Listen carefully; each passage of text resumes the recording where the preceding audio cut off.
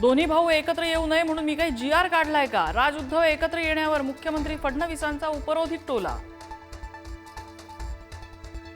उद्धव आणि राज ठाकरेंच्या उपस्थितीत 5 जुलैला होणार विजयी मेळावा। राज ठाकरेंची घोषणा, पक्षीय लेबल नकोत, सावध भूमिका। पहिलीपासून हिंदीचा जी.आर. रद्द झाल्यानंतर मुंबई आणि नाशिकमध्ये मनसेचा जल्लोष, फटाक्यांची आतषबाजी करत आनंदोत्सव। 5 तारखेचा विजयी मेळावा वरळी डोममध्ये घ्या। राज ठाकरेंच्या बैठकीमध्ये मनसे नेत्यांचा सूर, तर मेळावा अराजकीय बिगरपक्षीय असावा, मनसेची भूमिका। मेळावा शिवाजी पार्कात होण्याची शक्यता। मुंबई महापालिका निवडणुका काँग्रेस स्वबळावर लढण्याची शक्यता। काँग्रेस ठाकरेंसोबत आघाडी करणार नाही, विश्वसनीय नेत्यांची माहिती।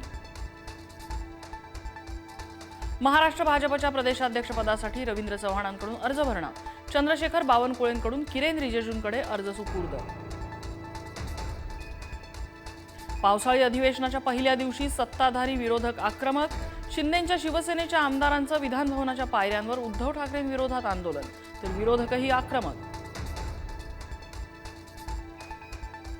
पावसाळी अधिवेशनालाही विरोधी पक्षनेत्याविनाच सत्ताधारी अनुकूल, मात्र निर्णय विधानसभा अध्यक्ष घेणार। भास्कर जाधवांच्या नाराजीचा मुख्यमंत्र्यांकडून उल्लेख। पावसाळी अधिवेशनात 57,509 कोटींच्या पुरवणी मागण्या सादर। नाशिक त्र्यंबकेश्वर कुंभमेळ्यासाठी 1,000 कोटी, तर मुंबई मेट्रो प्रकल्पासाठी 2,240 कोटींची तरतूद।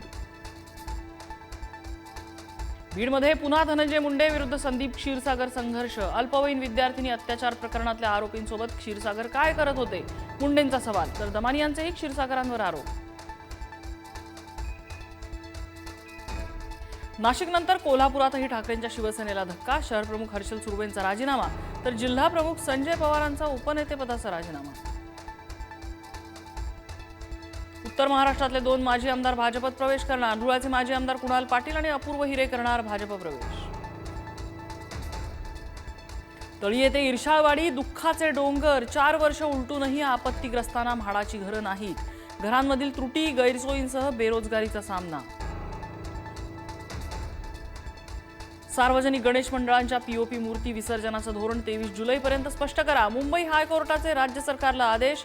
24 जुलैला पुढील सुनावणी। राज्यात मान्सून लवकर दाखल झाल्याने सरासरीच्या 53% पेरण्या पूर्ण। 78 लाख हेक्टरवरच्या पिकाची पेरणी पूर्ण, कृषी विभागाची माहिती। इमारतीच्या बांधकामासाठी खोदलेल्या खड्ड्यात पडून 3 लहानग्यांचा मृत्यू। रविवारपासून मुलं होती बेपत्ता। मागील काही दिवसात सोन्याचे दर 5,000 घसरले। सोन्याचे दर 95 ते 97,000च्या दरम्यान राहण्याची शक्यता। तेलंगणाच्या सांगारेड्डीत केमिकल फॅक्टरीत भीषण स्फोट। 12 कामगारांचा मृत्यू, 20हून अधिक जखमी। रिॲक्टरमधल्या स्फोटानंतर कामगार 100 मीटर अंतरावर फेकले गेले।